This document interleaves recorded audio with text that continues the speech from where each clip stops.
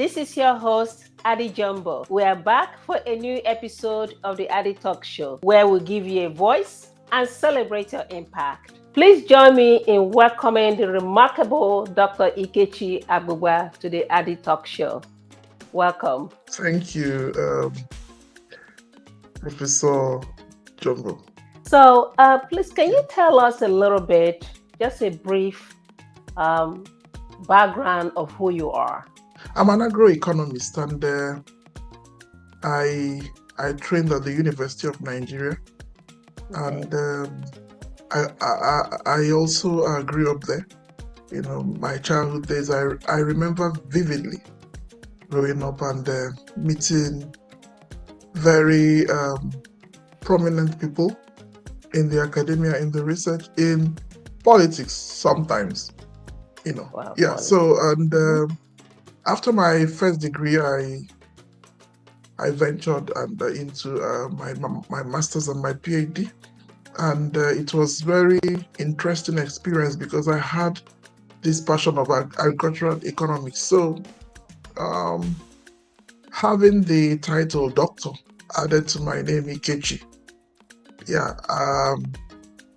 it's something that amazes me because even while I was in school, my classmates used to call me, that, and I never knew. I wasn't even studying medicine. Yeah, Wow, so they were I've just envisioning that for you, that it's like the doc in the making. absolutely exactly. Yeah, so and after my PhD, I proceeded to South Africa where I did my postdoc with the University of Fort Hare,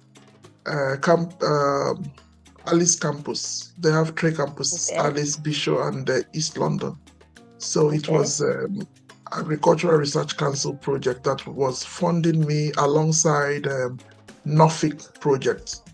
And in wow, that program, in my postdoc, three universities benefited from my postdoc: University of Limpopo, University of Venda, and University of Fort Hare, of course.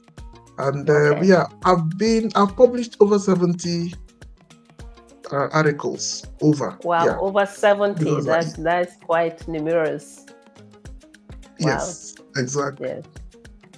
Yeah, I Yeah. started that in 2006. I started to publish, and I've also featured as external examiner to three universities now, or even more. Yeah, University of Fort Hare, University of Wow. KwaZulu Natal, and Wow. then Kogi State University, which Wow. is um, Audu, Wow. Audu University in what do they call it again? Yeah, but Wow. it's What an yeah, incredible achievement that you've gotten so far, Doc. I mean, look at yes, all thank the, you. the, the lines of accolades that is following along with you. Really, congratulations. And your hard work is also showing and paving the way for others. So, Doc, we'll move on. Um, our African names usually have deep meanings, right? And one of our traditions in the house is to ask our esteemed guest the meaning of their African's name. Can you tell us what your name signifies? My name, thank you for that question. My name, Ikechi, it signifies Mm, power wow, and nothing else. power. Mm, Power, and it's not just ordinary power, but the power of God. the power So, of God. and yes, so that is because those days, there were lots of gods, Mm, that's our forefathers had. Yeah, so like God of thunder, God of sea, God of the land, God of all those things. Yeah, so wow, but it's my own name is actually the power of the God of creation. That is the overall creation. God, the supreme God. Mm, Yeah. the universe, the God of the universe, as they commonly say it. Absolutely. Wonderful. Ikechi, The source of life, the source Ikechi of is the source essence, of the source life. of existence. Yeah. Wow. Quite interesting. What an interesting name. And Ikechi, Yes. meaning the power of God, the God of the universe. Interesting. So, Doc, Yes. you have also been involved in a lot of African diaspora initiatives, right?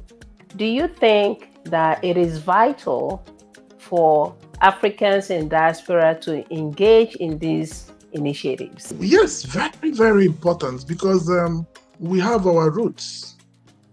Roots, it signifies life, it signifies progress, it signifies Right. establishment. Mm, Our root is very important. Yes, our root is very important, where we come from. I'm not saying that we should be held back by the negatives of our roots. No, right. rather we should be a light to where we are coming from. We should not forget our, the legacy, Mm-hmm. the hands that fed us, the hands that brought us, the families that raised us. We must not forget Africa. So, and we know the history of slave trade, how Right. there's some of the Africans in diaspora that left much earlier. Some left consciously. That is, they went to study and they Mm, found themselves marrying. Like I have my childhood friends who married white people. Some were married, Caribbean Americans, and many, this cross-cultural. right. So, and yeah, so when you meet, with someone who you maybe your childhood friend for many years, 20 years, Right. 40 years ago, and you just hear the person speak, and you start asking, are you Igbo? Are you from this place? Now, what you are doing is you are remembering, you are Connecting back. getting connecting Yes. back to the Yes. root. So we should be a source of light, and light means help. Mm-hmm. Light means many things. So Yeah. light Yeah. can be relative. So Yeah. and we are at least nobody is living in the world for forever, but our Right. legacy. I was with I think I was sharing with some persons about a lady who I grew up with.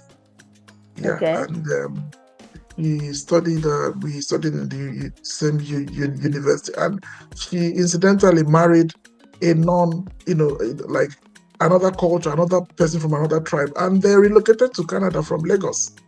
And Mm. she already had her son growing up, and she told me that the son comes back and said, I want to keep my hair. I don't want to cut it, and I want to plait it so it will be, it will look like dreadlocks and all. I said, okay, no problem, but Mm-hmm. I hope you know that in our place, this is not really what. So she's had to start to take time to begin to reschool in fact, to school the child So basically, again. to kind of, for him to understand, the reason behind the drugs, right? To kind of reorient his mind to what he wants to do. Exactly, Mm. exactly. Yeah, so he will get to know his roots. In fact, her mother just passed, so she said that her children will have to come to Nigeria with her. So she will Wow. take them to all those places, some of the museums where Right. they have archaeological parks, and they'll walk through the Right. streets and they will come in and see how people dress, how people look like, you know, Right. because that is like reorientation, like in fact, that even takes us to the brain re-engineering, Region, which we especially are for gonna those. go into very soon. So, Prof, you Exactly. mentioned you mentioned something about let the negative not hold the Africans, in diaspora back. What are some of those negatives? Just to throw a little highlights for our viewers. That's interesting. Anyway, yeah, because for instance, I was in Kigali, I was in Rwanda recently, and I visited their Kigali Memorial. I don't know if you've been to Rwanda. No, I've never, Rwanda is an. I've never really toured the Africa. The only place I've gone to is Abidjan, which is an Ivory Oh, Coast. okay. And Oh, I'm looking forward to exploring some of the African, countries. yeah. It will be very, very good. And if you can do that in regions, because like in East Africa, that's where Rwanda is, their Hmm. cultures are similar. Right. Yeah, they are similar. Yeah, to each other. So when I went there, I discovered that that facility is very important to them. You know, they are still mourning. They normally have 100 days of mourning every year. So it's an Wow, annual event. 100. It's a Kwibuka 30. Mm, With the Kwibuka 30 is that this is their 30th year after, wow. just commemorate the genocide. So, when um, I was with the manager of the facility, we were discussing about the brain engineering concept, and he said, Hmm. can we do a research on um, how people can be healed, how they can get healed from this challenge of the genocide, Mm, the killings wow. against the Tutsi. That's what it's Wow. called, killings against the Tutsi. So The coming back Tutsi. to where we come from, when we look at some practices which has not really helped us, some of those Mm, practices can be traditional. Of right. course, most of them can be traditional practices. Hmm. Some Hmm. of them, I may not want to go very, very deep because I know that No, when I just was briefly. Yes. anyway, like my father, my father was a historian. He studied history, Right. economics, and geography of blessed memory now. And he was about 100 when he passed. So he Wow. told me about all the sacrifices, killings of Hmm. children. You know, like sometimes his father will Wow. slaughter stuff and Mm, use the blood on this altar and all. So his father was wow. servicing the altar, but even the way his father died, because from what he told me, his father died early. My father lived very long. My father broke history. My father broke Yeah. So what you're um, saying is basically do not allow those negative part, those negative things to hold the diasporan to back, limit us. Yeah. right? They should look more of the positive side, how they can actually contribute, right, to the moving forward of the continent. Yes, let me just talk about the positive side. Like in my village, there's a customary festival called Iloso. Iloso Mm-hmm. is Also. yeah, a customary festival where like I think it's biennial. So if they do Iloso this year, they won't do next Mm-hmm. year, but they will do it's called biennial Mm-hmm. event. So, and it's been happening for many years, but there's an Wow. improved version of it. So I Right. was thinking that, in fact, I've been proposing for our people to leverage on the Iloso festival to unlock rural infrastructure, to unlock Rural transformation. infrastructure. Wow. Wow. So Well, I guess we'll get to that point maybe sometime down the road. Now, going back to the brain reengineering, I know that you recently presented um, this particular topic, brain reengineering, concept, and reimagination, at the one of the conferences that was at the University of Nsukka, the Ethical Values and Inclusivity. Can you explain more in detail what this brain reengineering concept and reimagination is about? brain engineering concept is actually my baby. I, Wow. I call it my baby because right from my resources, you know, it flew, or it came about in, out of burden, out of distress, out of so much thinking, brainstorming, a Mm. good number of years spending in the agriculture space, number of years looking for job, number of years trying to come up with a pedagogy strategy for um, um, building capacity with students in teaching and learning, and actionable steps. So I began to conceptualize Mm-hmm. how young people will be able to driving transformation in their Okay. communities, from an Right. entrepreneurial aspect, and then even in the advent of technology, and even Okay. in the era of the industrial revolution. So that began to unlock a lot of ideas, and Mm-hmm. some aspects which I first of all developed it in four platform pillars. Yeah, four pillars, and the pillars are perception change, ideation, and entrepreneurship. And the third one is technology, and then of course is technology integration, and then um, sustainability and Mm. circular economy. And then along the line, I came in contact with a friend of mine, a very good one for that matter. He's doing a research with Tennessee State University in the US. And Okay. when I shared my this strategy with him, and he said, "Wow, can we add this other part that touches on equity and policy?" And so that's Mm. you know brought me to the fifth pillar, which is social equity and public policy, and it's already registered in the Library of Congress in Washington D.C. So the brain engineering strategy actually is a strategy for actualizing the SDG goals agenda of the UN. There are about 17 SDG goals, 17, yeah.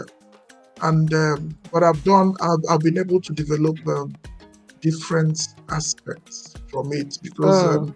it's normally customized, and a lot I've received invitations to do for conflict transformation, disaster management, and then of course the one that a lot of people have been asking me is the one that I presented at the University of Nigeria, and so where you attended, and that was also that meant a lot to me, because that's when life started for me. Of Right. course, Right. growing up in that environment. So, and I did something Wow. on strategy for promoting ethics, values, and Wow. inclusivity in food chain Wow. security. Wow. Wow. So, what inspired you to pursue a career in agriculture? Does it have to do with your origin? And partly, yes, and partly Okay. out of passion. Yeah, and can Passion. I, go down the memory lane, because Sure. remember, I grew up at the university environment, and we had um, a portion of land at our backyard. It wasn't Okay. really at our backyard. It ran through the entire house, like Mm. the sides of the house, even our bedrooms at the back, and around the kitchen and the garage, because our university accommodation was quite um, spacious for us, because we lived in for a long time in bungalow, three-bedroom bungalow, and then we had our boys' quarters. So my mother will always ask me to get to the farm area, because she will cultivate the soil, invite laborers, and most times in the evening hours, she will go with some seeds of Mm. okra Wow. vegetable, Wow. seeds of, Yeah. yeah, it is, That is yeah. quite So, interesting. and yeah, very interesting.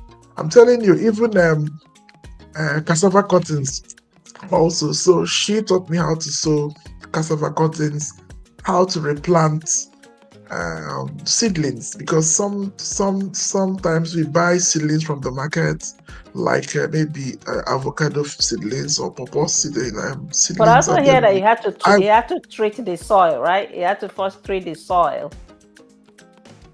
yeah, I They did taught you that all a that. lot too. Yeah, Wow. I did. I learned how to treat the soil, because we use organic manure. Sometimes we use even Mm. NPK fertilizer in different ratios. And yeah, so I learned a lot. And she taught me how to apply fertilizer. She taught me a lot. So after a while, I began to um, relate with the plants as my Wow. friends. You Yes, actually made the plant your friend. I'm telling you, I That started is to an relate with them interesting. as friends. Yes. And So do you think science that that meant, helps? You think that that helps them to the plant to really come up in a beautiful way? That relationship. yeah, I'm telling you. Wow. So, yeah, sometimes you will even find yourself talking to the plants, telling them, you have to, you don't have to fail. You have to, survive. Wow. So just as you would encourage human, it's the same way that you encourage the plant. You can do this. You Absolutely. don't have to fail. Absolutely. That is I'm quite telling you. amazing. I'm telling you. And it's one aspect of my career that, or one aspect of my experience that made me quite strong in agriculture, because Wow. I've found out that I work in many, like I've had experience working, doing research, collaboration, and all of that. And Mm-hmm. the way Mm-hmm. even yesterday I I was with one of the state's governors in our country, Plateau State Wow. Governor, Wow. and Wow. I don't know, the way he looked at me and was pointing at me when some you know guys from Europe here that came to also tell him that Mm-hmm. they can bring funding to the states. The way Yes. he pointed at me and said, like this young man who studied agriculture, I said, but I've not even opened my mouth to talk. By the time I I opened mean, my mouth to talk, they know you by now. You are the brain behind agriculture, agri technology. So, Doc, in I that can line, see. let me ask you in that line of thought, why is agro technology important in today's economy, especially in the African context? Why do you think that agro technology is essential in the context of African continent? Africa has been grappling with a lot of developmental issues, poverty Mm, issues, challenges from climate change, challenges, governance, leadership yeah, issues. Yes, and most of a lot of even issues challenges. that happen. Mm, Yeah, exactly. Most of the issues, maybe the Russia-Ukraine crisis, even the COVID impacts on Africa negatively. Yeah, wow. so now we are talking about agricultural technology being important. Now, Africa is blessed with agricultural resources. The agricultural sector Resources. of Africa is quite Mm-hmm. robust. Yeah, And we need, yes. yeah, so it's really high time. It's high time that we begin to look at, redefine technology. We need to redefine technology in this advent of technology, and then see Mm-hmm. how we can bring in um, the right technology. Looking at the technologies that Africa countries have. Of course, they may not be the same, but we have indigenous technologies, then Right. sophisticated technology also, which comes from the Western Yeah, world, but at and least that it that's doesn't have to be the high standard. At least start from somewhere, right? Start from some kind of technology. absolutely, it has to be. And you know, it's very important because of young people. Young people love technology. They love a technologically driven agriculture. They love Right, technology in manipulating or automation. Now, right. so in it's time to start unlocking it in the curriculums of their learning programs, Of their in learning. train the So, trainers so what you're program. saying is to integrate it into the learning curriculum. Yes, exactly. You have done great things. You have really put this concept of brain reengineering concept and reimagination, right? And you have been engaged in several initiatives, both at home and abroad.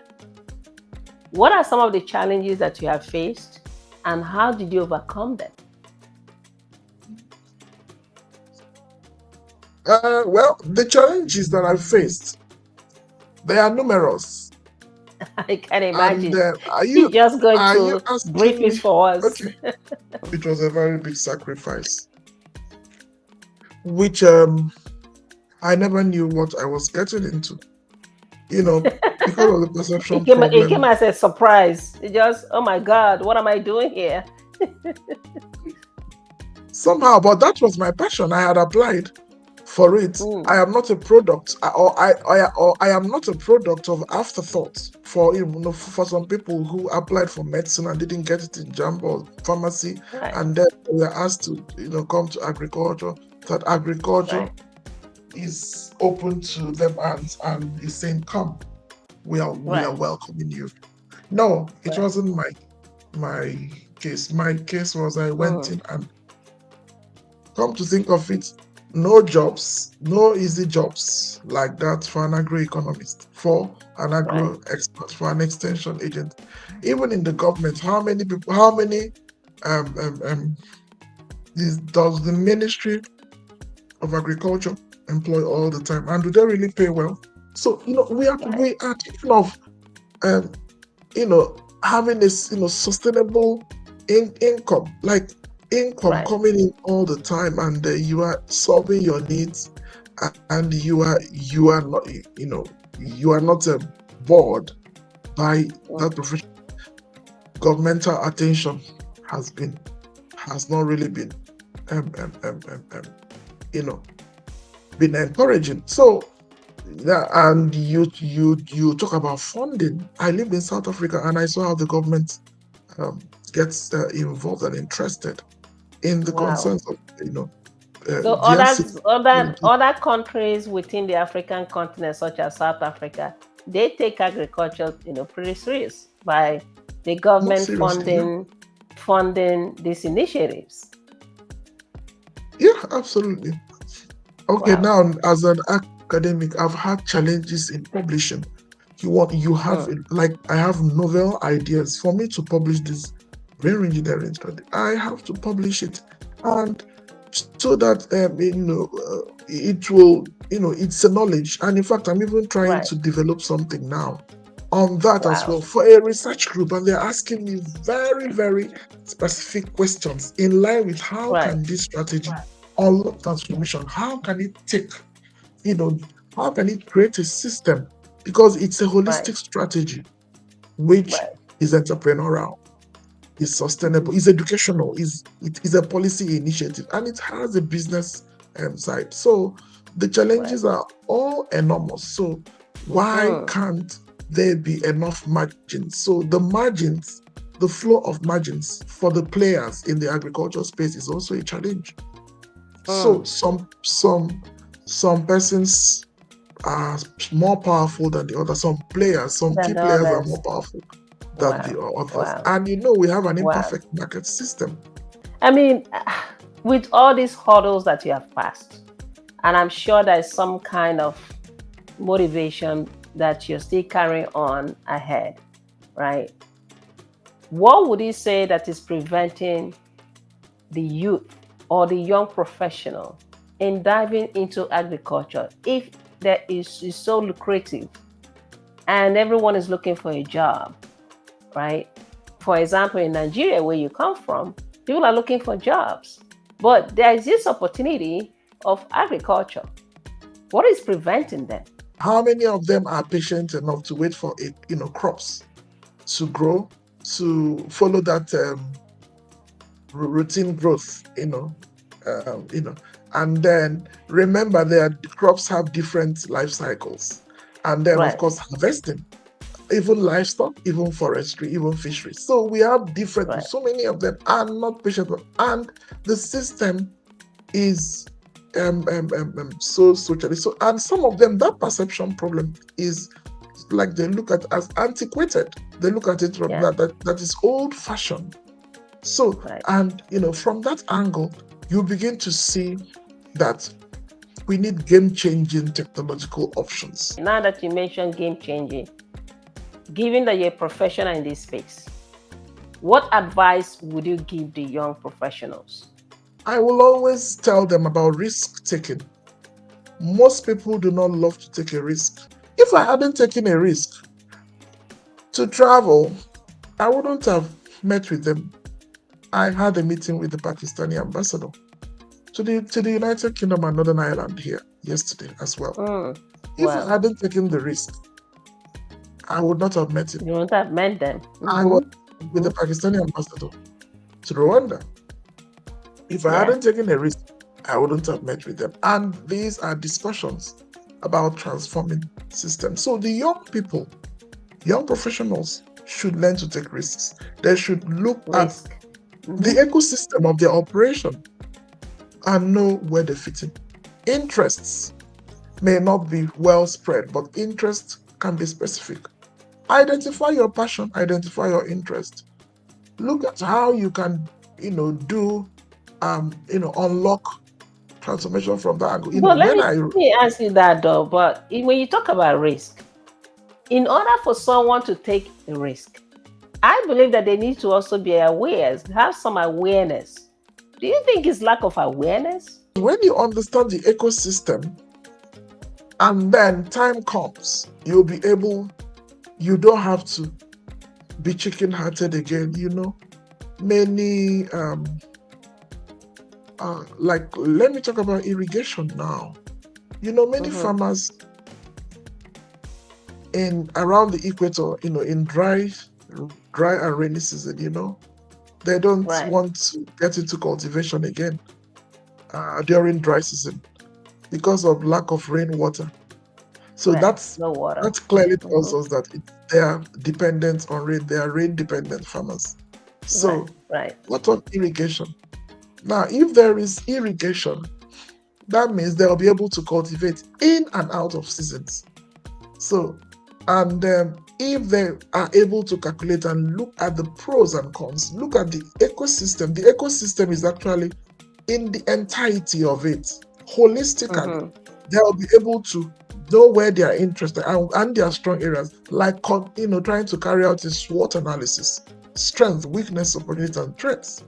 And then we'll be able to see where you fit in. And even in my early years in the research space, because I don't know what was actually propelling me to write and publish, to write and publish. And I wasn't doing it all alone, because there were challenges, paucity of funds, money to publish papers, because it's quite expensive. In 2013, we published one of my papers, 300 USD as of 2013, 11 years ago. Wow. Can you imagine? Wow. So, and for that money to be released, it wasn't easy. So, and I did that with my mentor, my Professor Julichukobi, who I was working with. And so a lot happened, and we signed that money. And after we I was also paid for publishing that paper because of the address I used, and the university also received some payments as well, incentive Yeah, money. usually Received that's the way incentive. it goes. Yeah, usually that's the way it goes. When you get some kind of funding for, if you're working for an academic institution, some money goes to the university, right? And some comes to you as a researcher so that you can use it for the project that you proposed. It's not like that in many countries of Africa. in many Of course, in countries from Nigeria, it's Africa. not like that, Yeah, but we are So trying to build the system. That's why we are. knowing the challenges behind this, you talked about the funds, you talked about risk, you talked about, the interest, right? Also, perhaps integrating agriculture into the curriculum, right? Given that you're an expert in this, can you sort of highlight, right, some of the opportunities that anyone who is interested in going into agro technology, what are some of the opportunities that they can at least hold on to and say, okay, I'm ready, I want to go into this, right? What would what would you recommend? Yeah, that's a very important question. There are loads of areas that are profitable because what attracts them is the money, the outcomes, the returns, the Mhm. margins. So there are many options, um in that ecosystem. Is it in the production side? Some Hmm. can be involved in machinery, cultivation, and of course, we are now having drones. Some young people will love to fly those, and some will To have to fly do those, yes. artificial intelligence and the Internet of Things. They connected the devices just to ensure for more productivity or efficiency and effectiveness in the farming activities to maximize output and even profits at the same time. So And then but in terms what is of, yeah, I understand that the materials are there. I understand that the different aspect of agriculture is there. But as you are facing, you just mentioned here that fund, right? Fund is very challenging. If someone is interested in going to, maybe let's say, um, poultry, for example, how would they go about getting funds? there are many ways you look out for. um you can, of course, you should look at boosting your social media page. It Hmm. it will help you to connect to other persons in that area, and Okay. you can also look out for people who to pull your resources together and form like a cooperative, Okay. maybe farmer cooperatives. The corn or maize farmer cooperatives can have farmer cooperatives, and when they are all involved in um, sharing that uh, the resources and the company, and they have a good business model, and everybody knows Right. what he or she will get at the end of the day. Funding also comes from the maybe from African Development Bank, World Bank project, and all of that, because there are you know So are you opportunities. saying that, for example, in Nigeria, there's no funding at all from the government that people can Oh, we actually take advantage of and go okay. into this agriculture that is very essential? We have some funding programs from the government actually, like the World Food Program.